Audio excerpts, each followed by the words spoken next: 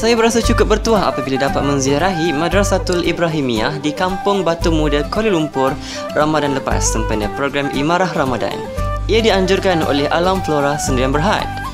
Saya ditemani oleh beberapa orang lagi rakan blogger iaitu Abang Mawardi Yunus, Abang Ahmad Fauzi Aryan, Kak Dia Nadia dan Abang Potia.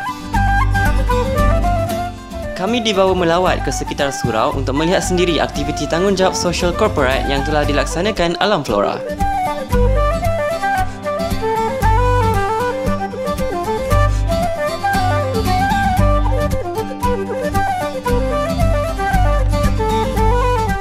Antara aktiviti yang dilakukan ialah gotong royong.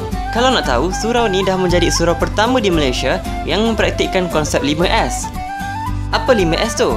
Seri maksudnya sisih, Saitan maksudnya susun, Seiso maksudnya sapu, Saiketsu pula maknanya seragam dan yang terakhir Shiosuke maksudnya sentiasa amal.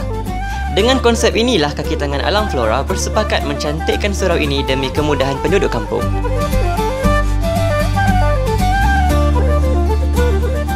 Dari mengemuk, mencuci, membasuh, menyusun, melabel, mengemas, semua dilakukan di segenap ruang surau. Tak cukup dengan tu, Alam Flora turut menyumbang rak kasut,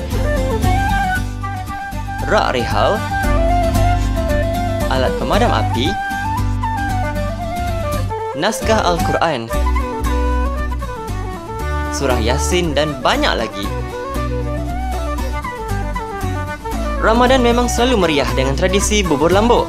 Bersempena program ini juga, Alam Flora dan AJK Surau bekerjasama memasak bubur lambuk untuk diedarkan secara percuma kepada penduduk kampung.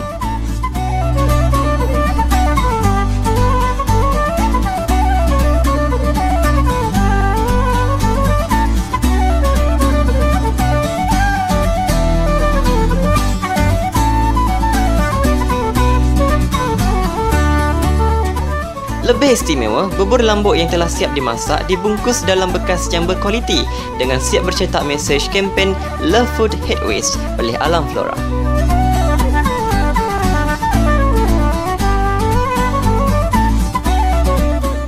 Saya dan rakan blogger lain juga tak ketinggalan menerima bubur lambuk ni. Setiap edaran bubur lambuk ni juga turut disertakan risalah sas, iaitu risalah yang menerangkan tentang penguatkuasaan di mana setiap premis wajib mengasingkan sisa pepejal termasuk di rumah-rumah.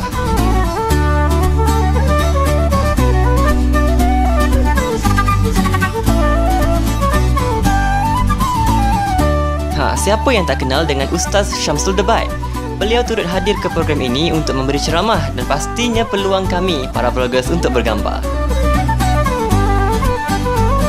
Pelancaran program 5S di Surau Ibrahimiyah disempurnakan oleh Datuk Haji Muhammad Zain Haji Hassan, CEO Alam Flora. Datuk Haji Muhammad Zain turut meluangkan masa beramah mesra dengan orang kampung sekaligus mengedarkan bubur lambuk.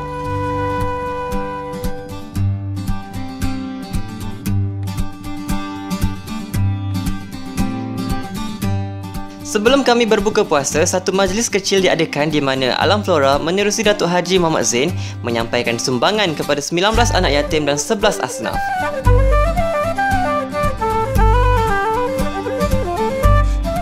Sungguh tak tipu, saya cukup tersentuh mengenangkan nasib kanak-kanak seawal usia 2 tahun ini. Moga kesemua mereka selalu diberkati dan berjaya dunia akhirat.